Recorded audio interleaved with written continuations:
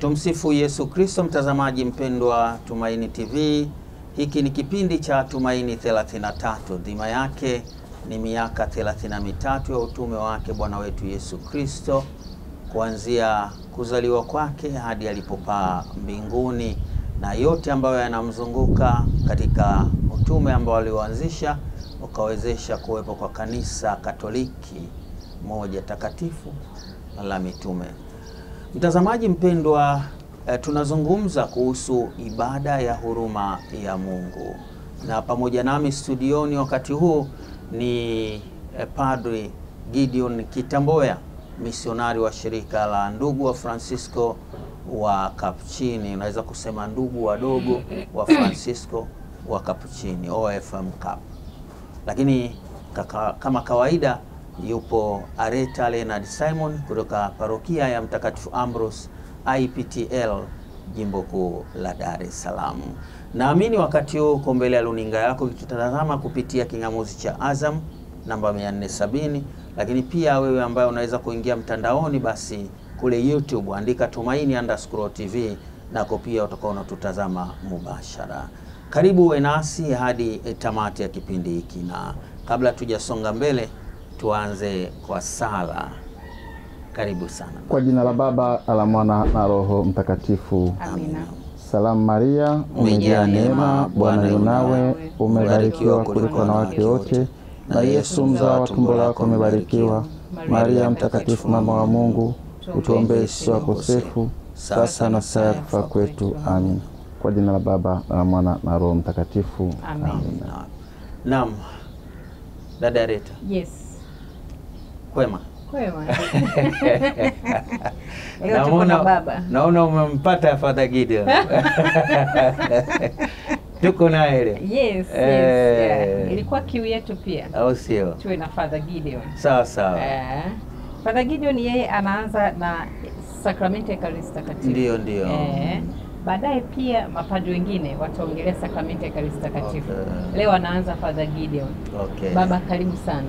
Asante. Kwa hiyo Baba, Ekaristi Takatifu na huruma ya Mungu. Huruma ya Mungu. Yeah. Okay, sawa. Ndio. Karibu sana. Asante. Basi tunapozungumzia Ekaristi Takatifu tunasema huu ndio msingi wa kwanza wa kanisa. Kanisa letu lina misingi mikuu miwili: Ekaristi Takatifu na neno la Mungu. Kwa hiyo misa yote inapoadhimishwa lazima iadhimishe mambo hayo makuu mawili. Ekaristi Takatifu inakuwa sehemu ya kwanza. Hapo ndio katika liturujia, maana yake tunapoanza neno la Mungu lile linatutayarisha ili tushiriki Ekaristi Takatifu vizuri. Huwezi kushiriki kama uifahamu. Hata mahubiri ya padre wakati wa misa lazima yatuelekeze katika fumbo hilo la Ekaristi Takatifu, kutuweka sawa. Kwa hiyo Ekaristi Takatifu tunasema ni kitu gani? Pengine ni kama jinsi ambavyo kwa mujibu wa sheria za kanisa na katekisimu, Ekaristi Takatifu ni mwili na damu ya Bwana wetu Yesu Kristo, Mungu mtu, katika maumbo ya mkate na divai. Bila vitu hivyo sio Ekaristi Takatifu. Mkate na divai, alisema Thomas Aquinas, sakramenti yote pamoja na Ekaristi lazima iwe na matter and form. Matter na form. Mkate na divai, matter, form, mwili na damu ya Bwana wetu Yesu Kristo. Yes.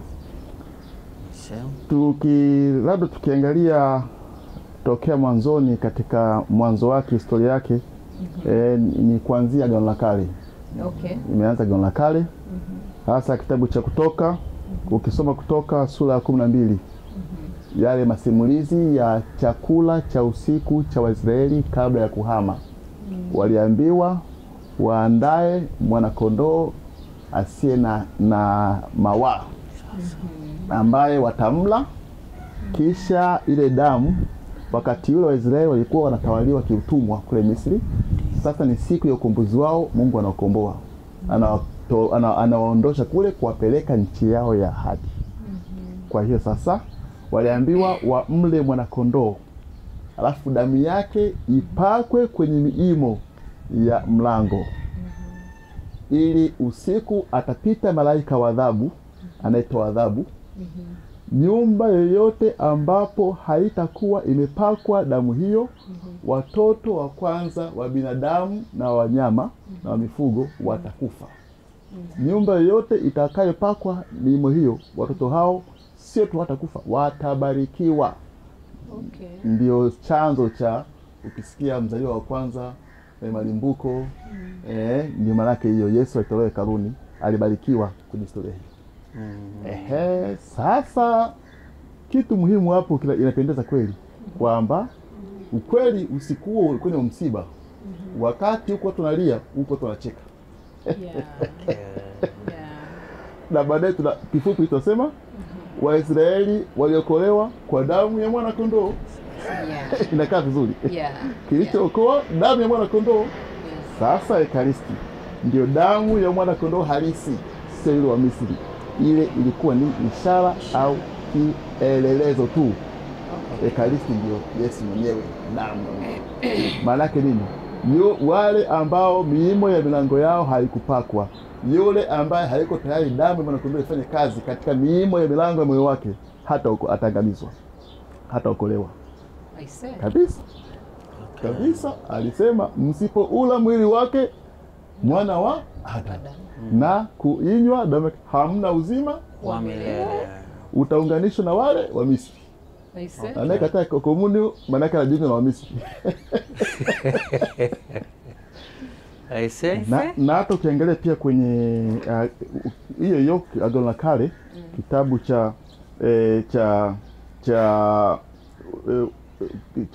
Kutoka 16, safari ilipoendelea kule jiani, walipata njaa, wakaletewa mana. Mana haukuwa mkate kabisa, zilikuwa ni chembe chembe, ni vitu kama punje za mtama ambazo zilimija kutoka juu. Waliziokota, walikusanya, wakasaga kupata unga wa kutengenezea mkate wa kala. Maana jangwani. Kwa Mungu aliwalisha. Sasa ule ni mkate wa mbinguni, mkate wa malaika, anafundisha Mtakatifu Toma wa Aquino. Vyote hivi ni vielelezo vya Ekaristi Takatifu. Hata ukija katika Injili zote, waandishi wanne wa Injili wameandika ile siku ya Alhamisi Kuu alipotoa mwili, kuleni, kunyweni. Na baadaye mitume pia nyaraka zao, Paulo ameongea sana kwenye waraka wa Korinto. Amesema sana kuhusu fumbo hilo ambayo ni sakramenti ya upendo, ndio komuni takatifu baada ya umoja wa kanisa. Labda kwa ufupi tu ningeweza kusema hivyo kuhusu Ekaristi. Manake mkate wa malaika, chakula cha wasafiri. Kwa hiyo na sisi pia tunaishi hivyo. Ndiyo. Sasa ndio tena mwaka wa hija, safari ya kwenda kwa Baba, tunaadhimisha tathmini ya miaka yetu ya tokea tumebatizwa. Tunatathmini hija, maana jubilei ni shangwe, ni tathmini ya Ukristo wetu, kwamba tunaangalia safari yetu ya kwenda kwa Baba. Tumefanikiwa wapi, tumefeli wapi, au tumepata changamoto zipi, na namna gani ya kuweza kujiweka sawa. Ndio tathmini hiyo. Hatujaweza kuwa kamilifu sana katika kuweza kuishika imani vizuri. Tunapambana hasa kwa msaada wa neema mbalimbali za kanisa, sakramenti na mafundisho ya Mungu vinatuwekeza katika kukamilisha safari hii takatifu ya kwenda kwa Baba. Naam, mtazamaji mpendwa, kipindi Tumaini 33, muktadha ni ibada ya huruma ya Mungu, na leo tunazungumza kuhusiana na Ekaristi Takatifu na huruma ya Mungu. Na Baba ametangulia kutuelewesha maana ya Ekaristi yenyewe. Inawezekana bado ana mengi ya kusema kuhusiana na hiyo Ekaristi, lakini basi wakati huu Areta, tunataka Baba tuunganishe sasa Ekaristi na huruma na ibada. Ekaristi na ibada, na ibada ya huruma ya Mungu. Katekisimu ya Kanisa Katoliki, kifungu namba 1242 inasema kanisa mama, kanisa mtakatifu katika miundo yake yote ni chombo cha huruma ya Mungu. Kanisa lenyewe. Na ndio maana wakati wa kuzindua mwaka mtakatifu tulizindua kwenye lango kuu la kanisa. Ni kanisa ni chombo cha huruma ya Mungu. Maana yake hata sisi pia miili yetu ni hekalu Roho Mtakatifu. Sisi yote tunapaswa kuwa vyombo vya huruma ya Mungu. Na kimsingi sakramenti zote 7 zinahusika na huruma ya Mungu. Zote ni sakramenti za huruma ya Mungu zote. Huruma ya Mungu ni kitu gani? Huruma ya Mungu ni neema ya Mungu kutusamehe, kutuonesha pendo lake na kuonesha nia yake ya kutupokea kwake pamoja na makosa tuliyofanya. Ni fundisho lenye matumaini la kwamba pamoja na makosa tulionayo na kasoro zetu bado tunapewa nafasi. Sakramenti zote 7 zinatusaidia hiyo. Uje ubatizo, Ekaristi Takatifu tunaongea leo, kipaimara, ndoa, zote ni sakramenti za huruma ya Mungu.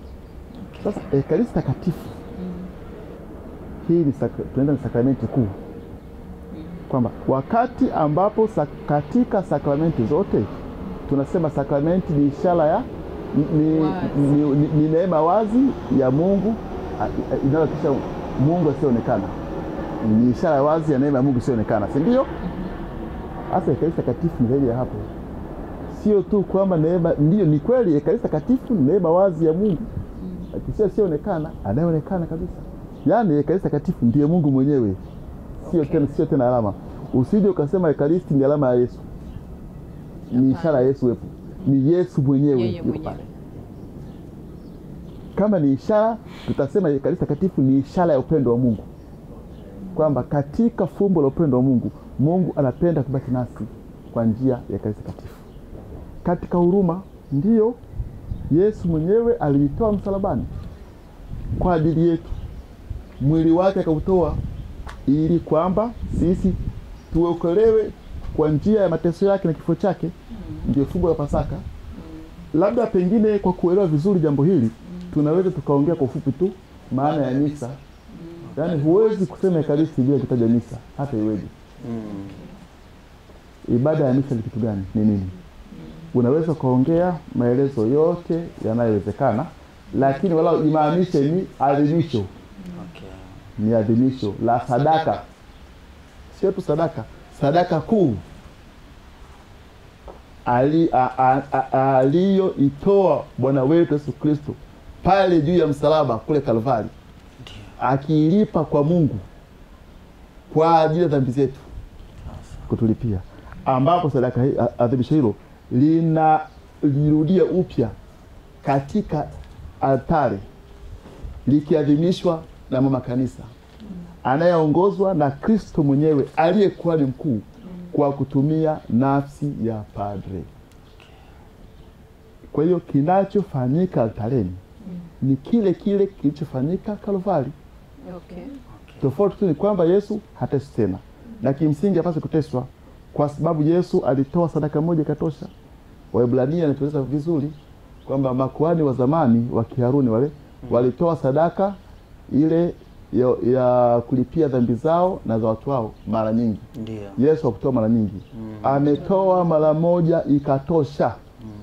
Ekaristi Takatifu ni sadaka ya milele ambapo kila siku misa inafanywa. Nadhani sio kila siku tu, au ni kila saa. Ukifuata mfumo wa ule mstari wa Greenwich ni kila saa. Kila siku, kila saa ni saa moja asubuhi. Kila saa ni saa moja. Kadiri ya nchi mbalimbali, Marekani, Uingereza, dunia ni kubwa. Sio tu kila saa, huenda kila dakika. Sasa. Yaani kila dakika kuna watu wanaamka wanaanza misa. Huu ni muujiza ambao kimsingi si mara zote tunaweza kuona. Huu ni muujiza mkubwa na wa ajabu kwamba kila sekunde kuna misa inaadhimishwa. Misa inaadhimishwa.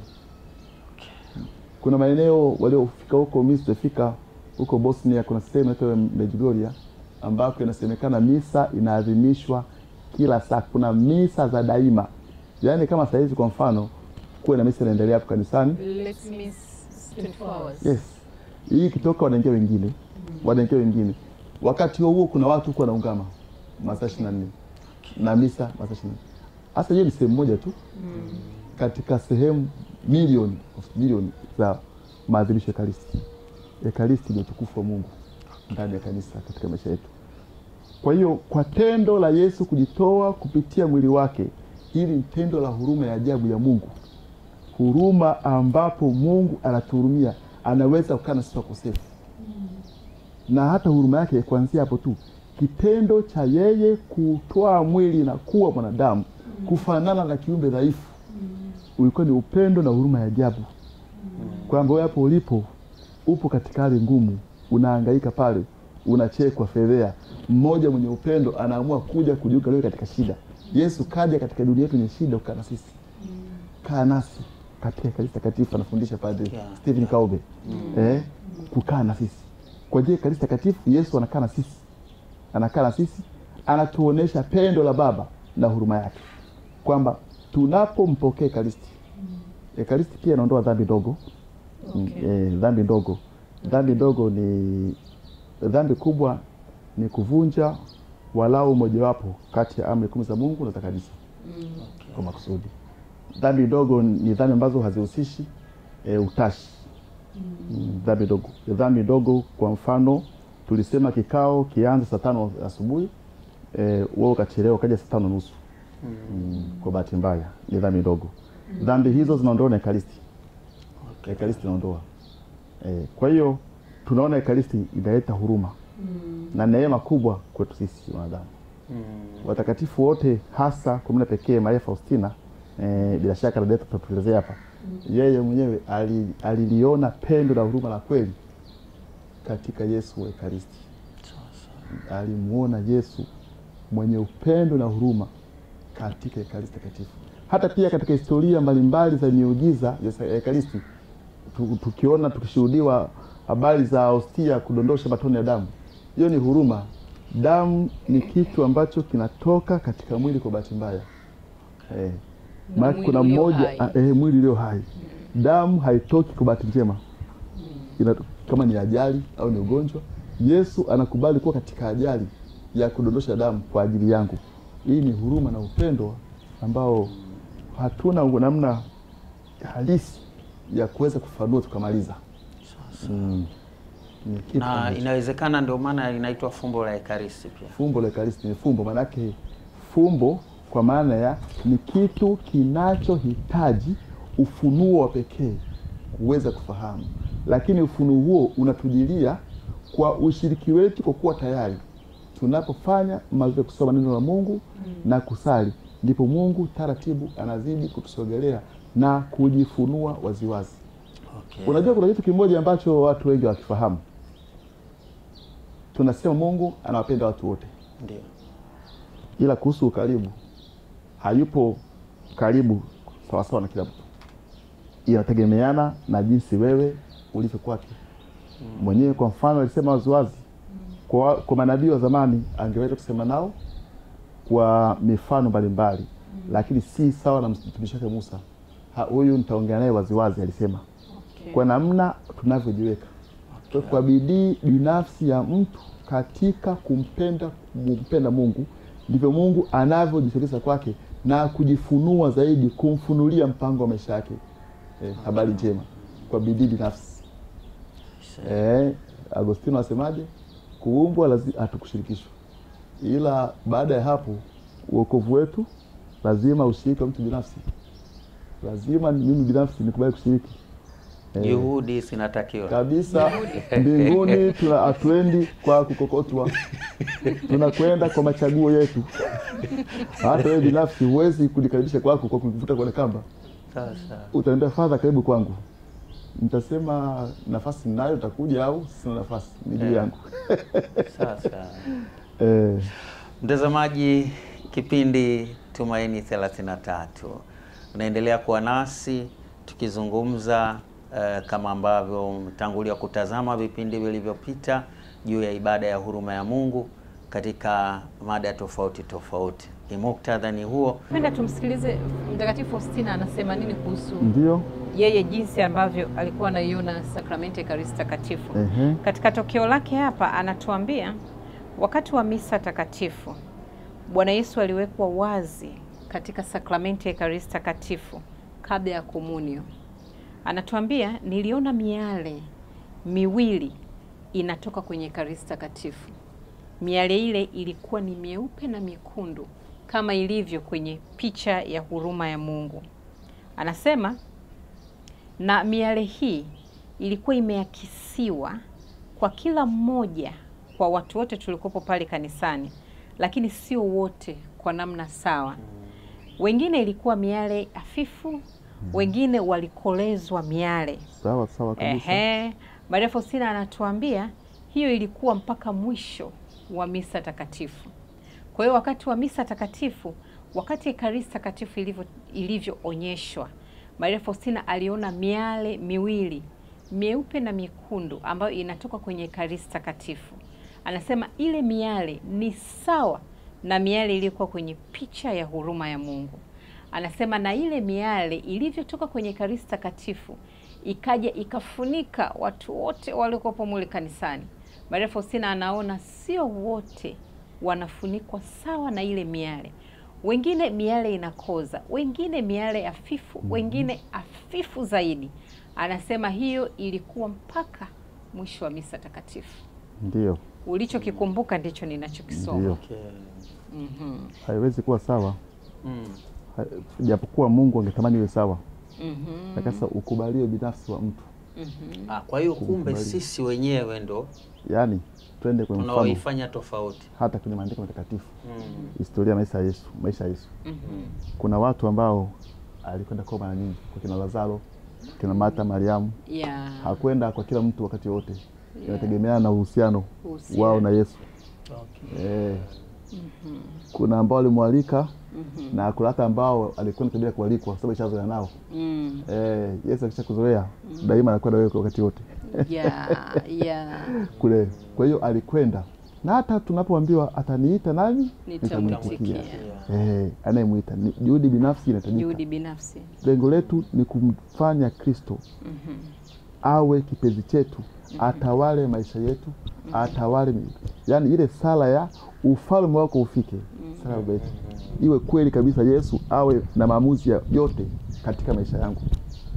Ekaristi imlete Yesu na kumfanya Yesu kuwa mwamuzi wa mwisho, atawale kila sekunde, kila nikifanyacho, kila nitendacho nitende katika Yesu.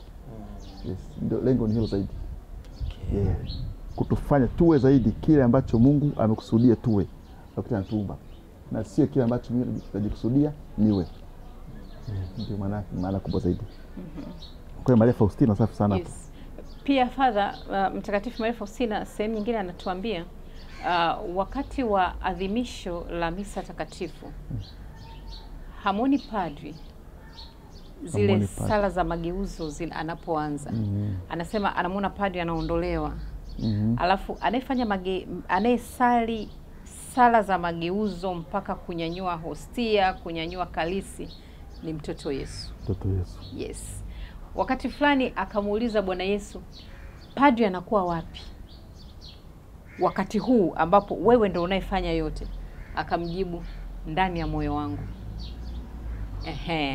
Pia Mtakatifu Maria Faustina anatuambia wakati wa misa takatifu mtoto Yesu chini ya mwaka mmoja ndiye ambaye yuko altareni anafanya mageuzo, kubadilisha divai kuwa damu na mkate kuwa mwili wa Yesu. Na wakati tunapomwabudu Yesu Ekaristi aliyewekwa kwenye monstrance, Maria Faustina anasema muonekano wake ni hii picha ya huruma ya Mungu ilivyo. Anasema anakuwa na miale hii mieupe na miekundu. Alafu pia hata yule mtoto Yesu ambaye yuko altareni pale pia anatoa miale mieupe na miekundu. Mtoto Yesu anavyonyanyua Ekaristi juu, ndio ile tazama mwana kondoo wa Mungu. Anasema ile Ekaristi inavyonyanyuliwa juu inatoa miale mieupe na miekundu ambayo ndiyo damu na maji yaliyotoka ndani ya moyo wake mtakatifu. Hapo ndio kitu ambacho sasa kwenye teolojia tujifunze. Mimi ni padre. Yes. Huwa naongoza misa. Wakati nakumbeba Yesu na kumuonesha, tazama mwana kondoo wa Mungu. Kuna Wakristo wanainama chini hawaangalii. Alafu hicho kitu naomba nikujibu. Mama Maria alimwambia Mtakatifu Maria Faustina, mtazame Bwana. Hatutakiwi tazama mwana kondoo wa Mungu alafu tunainama tunatazama chini. Mama Bikira Maria alimwambia Mtakatifu Maria Faustina, mtazame Bwana. Kwa tunatakiwa to gaze. Kuna wimbo mmoja wa moyo unasema, tazama Mkristo moyo wa mwana mpenzi wa Mungu ukaumizwa kwa. Hapo ndio tujue kwa mfano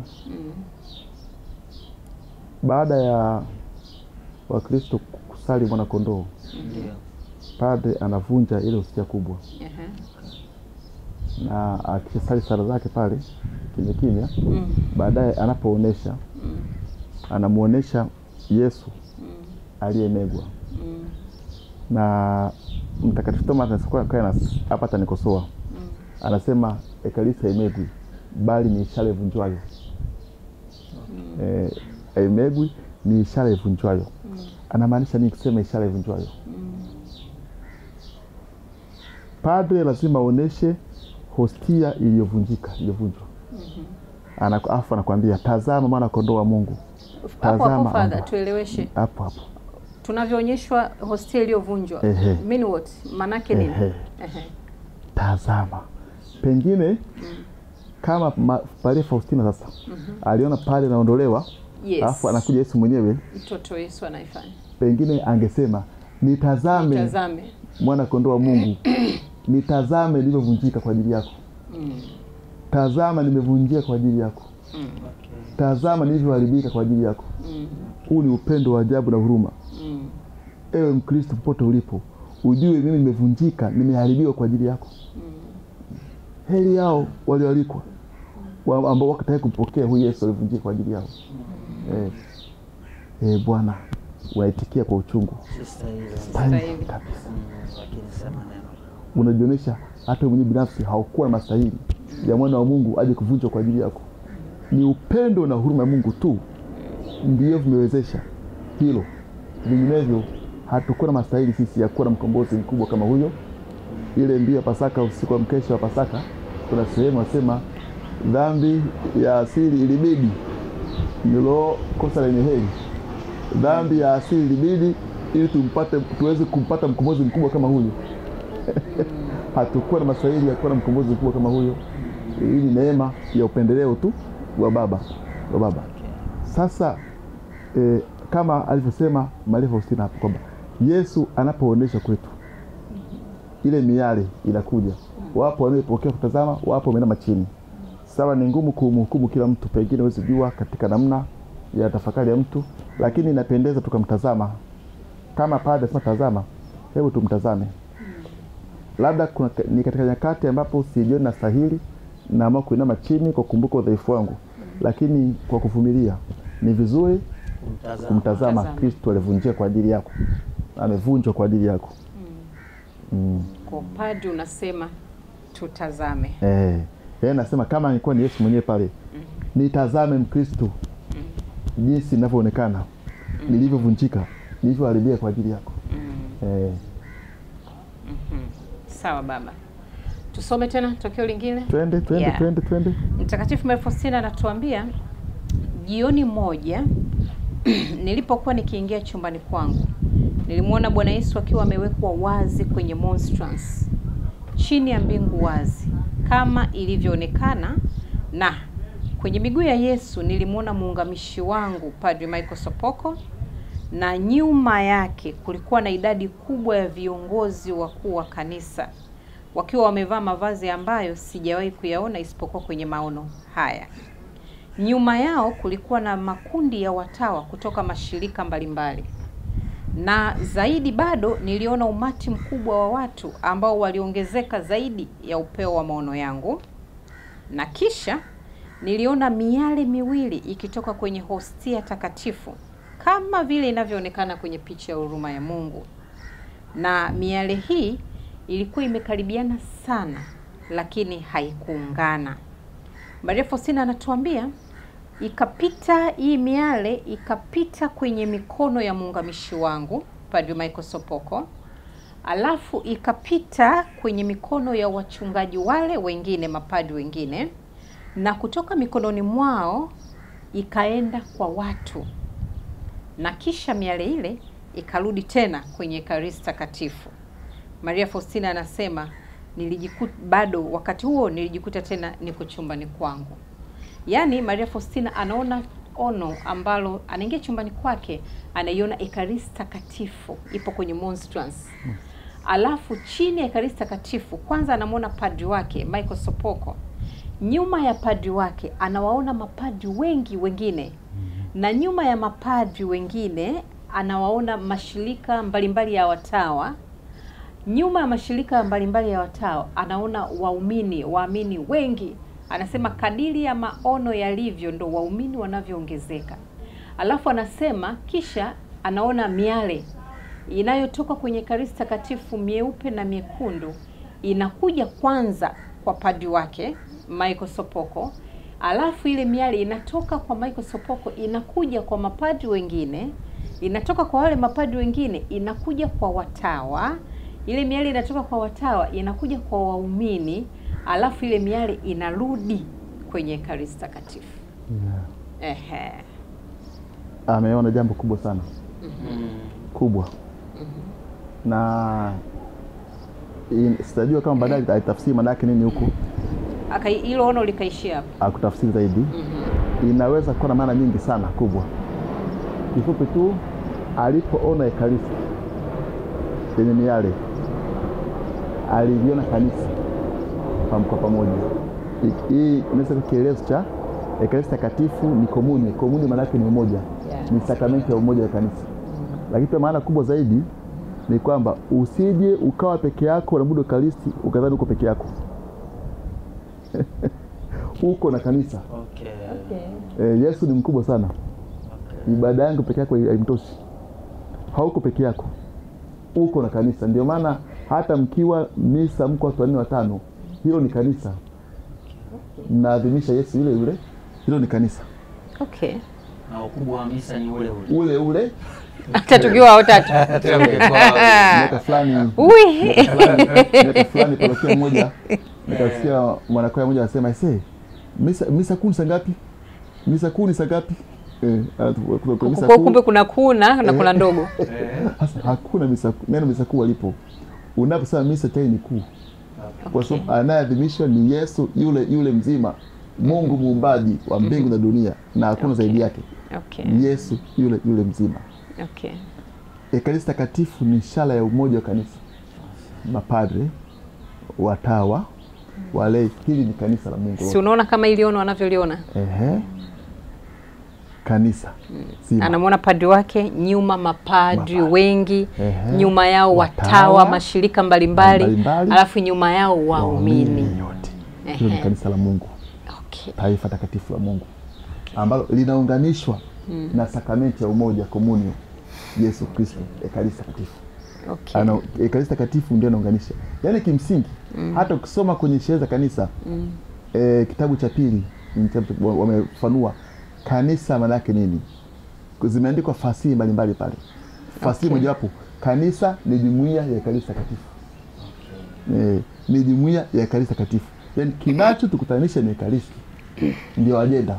Tunapokutanika Dominika tunakwenda kuadhimisha Ekaristi Takatifu. Pasaka ya Bwana. Ile sio tena yule mwana kondoo wa Misri, hasa huyu ni halisi mwenyewe. Yule alikuwa ni kielelezo. Hapa tunampokea mwana kondoo mwenyewe. Na hapo ndio ukiangalia hata desturi ya ile wakati ule walivyokuwa wanaadhimisha, manake baada ya kuvuka bahari ya Shamu na kwenda nchi ya ahadi, kila mwaka Waisraeli walikuwa na desturi na ndivyo Torati inavyoelezea, walikuwa wakiadhimisha Pasaka ya Bwana kukumbuka ukombozi wao. Sasa walikuwa wakiadhimisha Pasaka ya Bwana kukumbuka ukombozi wao. Mtazamaji mpendwa, tupate mapumziko mafupi. Baada ya hapo tutaendelea na kipindi Tumaini 33. Muktadha ni ibada ya huruma ya Mungu. Leo tukizungumza na hasa Baba Gideon Kitamboya akitueleza kuhusiana na fumbo la Ekaristi Takatifu na ibada ya huruma ya Mungu. Endelea kuwa nasi.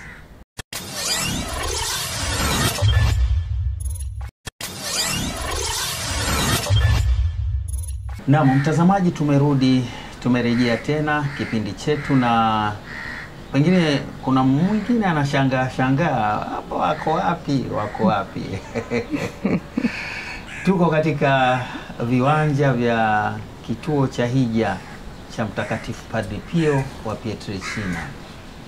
Padre Pio hapa San Damiano, Msimbazi. Anaita ni kama provinciali ndogo ya provinciality. Shirika la mapadri ndugu wadogo wa Francisco wa Capuchini. Na tushukuru sana kwa namna ambavyo umetupokea na kukubali tuweze kuendelea na kipindi hiki hapa.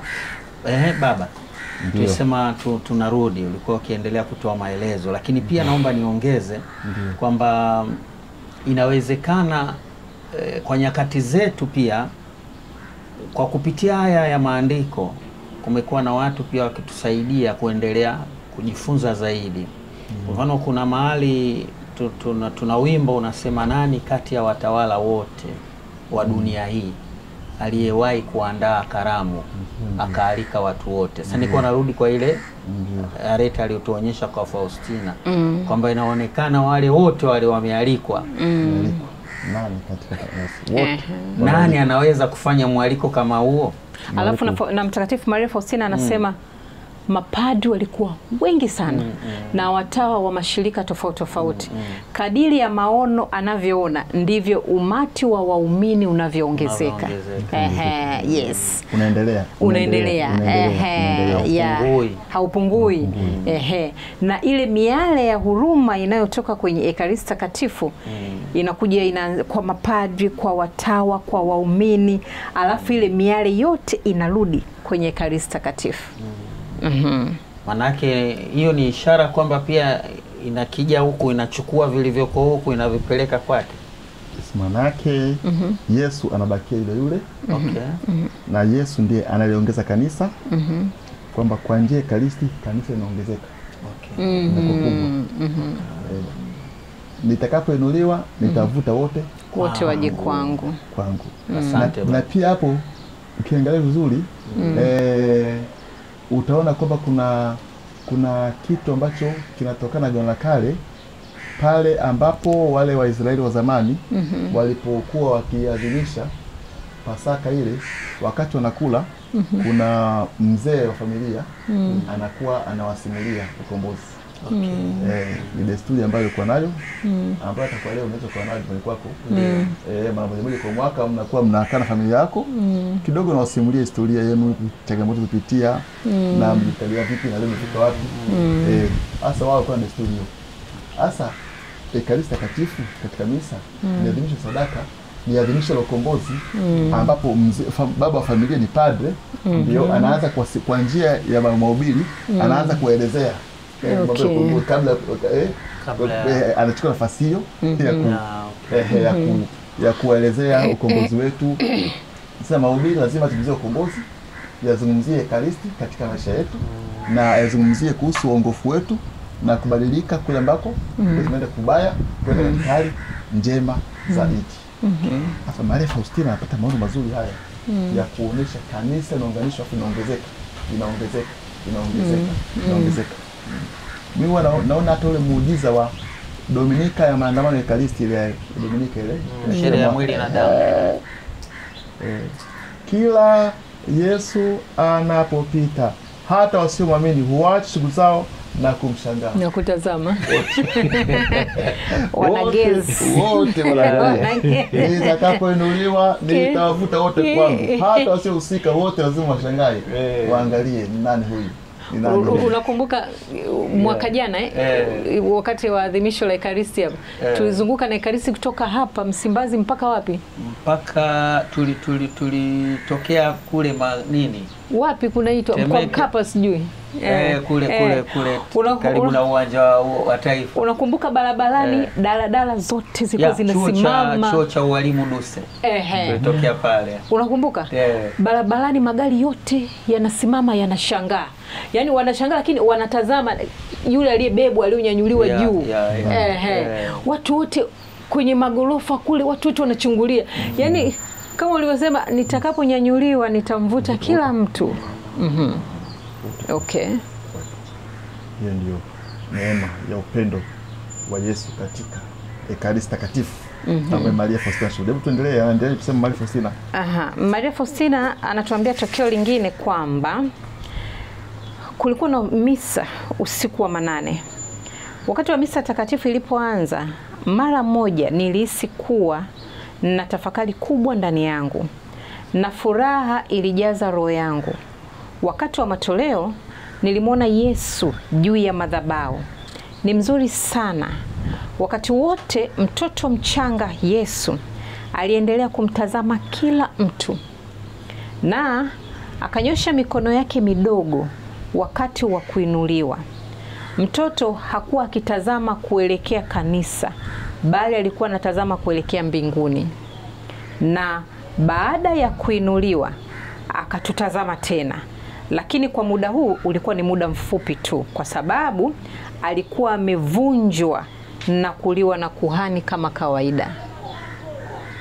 Na vazi lake sasa lilikuwa ni jeupe. Mtakatifu Maria Faustina anatuambia siku iliyofuata niliona kitu kile kile, na siku ya tatu vile vile. Maria Faustina mtakatifu anatuambia ni vigumu sana kwangu kueleza furaha ninayoipata ndani ya roho yangu. Maria Faustina anatuambia maono hayo yalirudiwa katika misa zote tatu kama yale yale ya kwanza. Yaani misa ya kwanza, misa ya pili na misa ya tatu. Maono yalikuwa ni yale yale. Ni yale yale. Anamuona padri, anamvunja mtoto mzuri, alafu anamla. Alafu sasa hapo labda kuna swali lingine kujiuliza. Kwa nini Yesu amekuwa akipenda kujionyesha katika umbo la mtoto? Hata kwenye picha ya huruma ya Mungu alionekana sawa na kijana mwenye umri miaka. Maria Faustina anasema ile tokeo lake la kwanza la Februari 22, 1931 alipokuwa chumbani kwake. Ile tokeo ambalo alimwambia nichole kama unavyoniona. Maria Faustina anasema muonekano wake Bwana Yesu pale alivyomuona na miaka yote 8 anavyomuona. Anasema ni umbo lake, muonekano wake ni kama mtoto wa kiume mwenye miaka 10 mpaka 12. Sio kama wewe kakagao. Amekuwa na tabia. Shazeka sana wewe. Lakini hapa kunaweza kuwa kuna maana kubwa na kuja. Kwa nini kupenda kuonekana katika umbo la mtoto? Tunaweza pia kurejea katika mafundisho yake. Ili muweze kwenda mbinguni lazima muwe kama mtoto. Mtoto na sifa zipi? Mtoto ni mkweli, mnyenyekevu, mdogo. Kuwa kama mtoto kwa maana ya ukweli. Kuwa kama mtoto kwa maana ya kujishusha kwa mdogo. Ekaristi Takatifu inapaswa kutunyenyekeza na tuwe watoto. Isifanye kuwa mabosi, bali tuwe watumishi. Watumishi. Ekaristi Takatifu itunyenyekeshe. Kwa hiyo Yesu anaotokea katika umbo la mtoto kama ishara ya maisha ukamilifu. Mtoto ni mkamilifu daima. Akija mgeni kwako kuomba chumvi ukasema haipo chumvi. Mtoto kama kiona sehemu atachukua. Mama si chumvi si hapa. Bila kujua kwa nini mama alikataa. Ni kweli. Ni kweli. Kwa hiyo Yesu alipenda kujidhihirisha katika umbo la mtoto na sio katika hata katika matokeo mbalimbali mengine.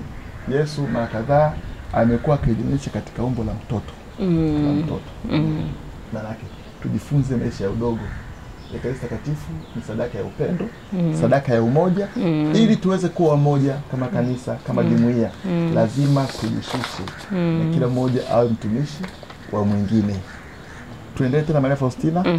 Ulivyosema unyenyekevu, Bwana Yesu anajionyesha akiwa mtoto kwa ajili ya unyenyekevu, ukweli. Hata Maria Faustina pia alituambia tukitaka tupate manufaa zaidi ya sakramenti ya kitubio, alisema lazima tuwe wawazi, tuwe watii kamili, tuwe wanyenyekevu na tuwe na wazi, utii kamili, unyenyekevu na ukweli kamili. Ili tuweze kupata manufaa ya kupokea sakramenti ya kitubio. Nimekumbuka ulivyosema kwamba mtoto Yesu ni unyenyekevu. Anajionyesha kama mtoto kwa sababu anatufundisha sisi tuwe wanyenyekevu na wa kweli. Ndio Father. Umesema tokeo lingine la Mtakatifu Faustina? Ndio, hebu endelea. Okay. Hapa anatuambia hivi. Maria Faustina anatuambia, nilipokuwa kanisani ninangojea kupokea sakramenti ya kitubio. Anasema altareni paliwekwa monstrance ikiwa na ekaristi takatifu. Anasema niliona miale mieupe na miekundu inatoka kwenye ekaristi takatifu na ikaenea kanisa zima. Anatuambia hii ilidumu katika kipindi chote cha huduma, na baada ya baraka miale ile ya huruma ya Mungu mieupe na miekundu ikaangaza pande zote mbili na ikarudi tena kwenye ekaristi takatifu. Maria Faustina anasema miale hii muonekano wake ni mikali sana na ipo wazi kama kioo. Yaani miale ni transparent. Yote miwili, alafu ni mikali sana. Anasema nilimuomba Bwana Yesu aridhie kuwasha moto wa upendo katika roho za watu ambao mioyo yao ni baridi kwa Mungu. Anasema na chini ya miale hii moyo utakuwa na joto, hata ikiwa kuna kizuizi au moyo ni mgumu kama barafu. Anasema miale hii itabomoa mioyo migumu na mioyo itakuwa kama mavumbi. Mioyo migumu itakuwa milaini. Itakuwa milaini. Anasema moyo uliopondeka. Ukichukua mboga ukaiponda inakuwa laini. Inakuwa laini. Mioyo itakuwa milaini. Na hii miale anasema miale meupe na miekundu mikali sana. Mikali sana. Ukali ule ni ishara ya huruma ya Mungu ni kali. Haina mipaka. Tunasema huruma ya Mungu, upendo wa Mungu, wema wake, nguvu zake, akili zake viko sawa. Jinsi ambavyo nguvu za Mungu hazina mipaka, hali kadhalika ni sawa sawa na huruma yake. Yaani huruma na nguvu vimelingana. So Mungu ana nguvu ya kutisha, basi huruma yake pia ina nguvu ya kutisha, haina mwisho. Haina mwisho. Na miale mieupe na miekundu. Mieupe maana yake ni takatifu. Safi. Kamilifu. Miekundu inaweza kuwa ni ishara ya moto. Moto wa mapendo. Lakini pia ni usafi utokanao na damu iliyomwagika. Tunasafisha mavazi yetu kwa damu ya mwana-kondoo. Damu imemwagika ili tuweze kuwa wakamilifu na wasafi. Na kwamba lengo la Mungu ni sisi tu watakatifu, wakamilifu, wasio na hatia mbele zake. Na anatoa sadaka ya damu ya Kristo mwanawe. Na basi sadaka ya damu tunaadhimisha katika fumbo la ekaristi takatifu. Ambayo ni mwili na damu ya Bwana wetu Yesu Kristo. Hapo usipige kwa sana. Nadhani ndugu watazamaji tunamuelewa baba. Tuko pamoja? Shida. Hadi mafumbo ambayo yatajifunua pia. Tujue tu kwamba pale tunapokuwa kanisani tunaenda kuabudu, hata kama tunaenda mbele ya tabernacle, Bwana amewekwa iko tabernacle, miale inafurika mieupe na miekundu. Tukimkuta amewekwa altareni, monstrance imewekwa pale, Bwana Yesu ekaristi yuko pale, jua tu miale inafurika pale. Hata padri anafanya mageuzo, amemshika Yesu ekaristi, anasema tazama mwana kondoo wa Mungu, jua mtazame, miale inafurika pale mieupe na miekundu. Sasa ni katika imani, matumaini na mapendo yako kwa Mungu. Sasa miale ile ikufikie ikiwa hafifu sana, ikiwa imekoza sana, hapo ni kila mtu na imani yake. Na hapo kwa kuongezea pia hapo Wakristo tunapokuwa katika ibada ya misa, kweli tunahitaji utulivu sana. Sababu tunafundishwa kwamba ekaristi takatifu inaunganisha mbingu na dunia. Kwa namna ya ajabu sana. Kwa nini? Alipo Yesu yuko mbinguni, Yes. Yesu anaposhuka pale kwenye mkate unaokuwa mwili wake, kumbuka bado yuko na malaika wake na watakatifu wake wote wanapiga magoti kumwabudu. Yes. Na Maria Faustina pia yuko hapo miongoni mwa watakatifu. Hilo pia unakumbuka kaka Gamba? Wakati fulani Maria Faustina alikuwa anaabudu, mara ghafla akamwona malaika mkuu pembeni yake. Ndio. Alikuwa anaabudu, anasali huku analia. Malaika mkuu akamwambia, Bwana asema usilie. Anasema muonekano wake ni mzuri sana. Na yule malaika mkuu kesho yake wakati wa misa akawa bado yupo naye, wanaonana. Anasema jinsi anavyoimba mtakatifu mtakatifu, anasema ile sauti moja ya malaika mkuu ni kama sauti za watu maelfu. Na anasema heshima wanayoitoa mbele ya Yesu Ekaristi, hata mimi Faustina sijawahi kutoa heshima hiyo. Kwa tuna kazi bado. Labda niseme hivi. Mkristo unapo abudu Ekaristi, usije ukadhani kwamba Mungu hana wa kumwabudu zaidi yako.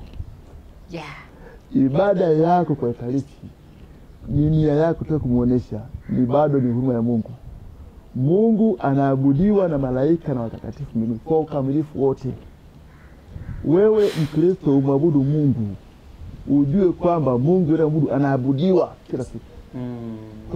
Uabudu katika hali ya unyenyekevu na uchaji, usichafue ibada yake. Shughuli pepe ikawa mbaya zaidi. Ni bora tuyajue alafu tujirekebishe. Na tuna nafasi hiyo kwa sababu tayari tumebatizwa.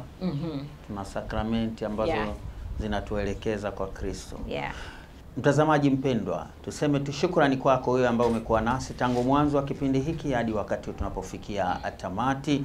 Shukuru sana mwenzangu Areta Leonard Simon kutoka Parokia Mtakatifu Ambrose IPTL Jimbo Kuu la Dar es Salaam. Asante dada Areta. Asante kwa jitihada zako. Nashukuru pia Padre Gideon Kitamboya, yeye ni misionari wa shirika la ndugu wadogo wa Francisco wa Kapuchini, ambaye pia aliwahi kufanya utume katika Jimbo Kuu la Dar es Salaam na sasa yuko kule Jimbo Kuu la Dodoma. Asante baba kwa kukubali kuja kushiriki nasi. Na asante pia kwa Ekaristi Takatifu. Ndio umoja wenyewe. Tukutane tena mara nyingine, wakati mwingine tufunge kwa sala. Mungu Mwenyezi wa milele, tunakushukuru sana kwa wasaa huu tupatia kuweza kutafakari fumbo la wokovu wetu, yani Ekaristi Takatifu. Tunakuomba haya kujifunza yaweze kuleta mwamko mpya imani miongoni mwa waamini. Tunaomba kwa njia ya Kristo Bwana wetu. Amina. Bwana awe nani na awe rohoni mwako. Kwa mbezi ya Bikira Maria, mama wa Ekaristi Takatifu, na Mtakatifu Maria Faustina, awabariki na kupenda Mungu Mwenyezi, Baba na Mwana na Roho Mtakatifu. Amina. Nendeni na amani. Tumshukuru Mungu.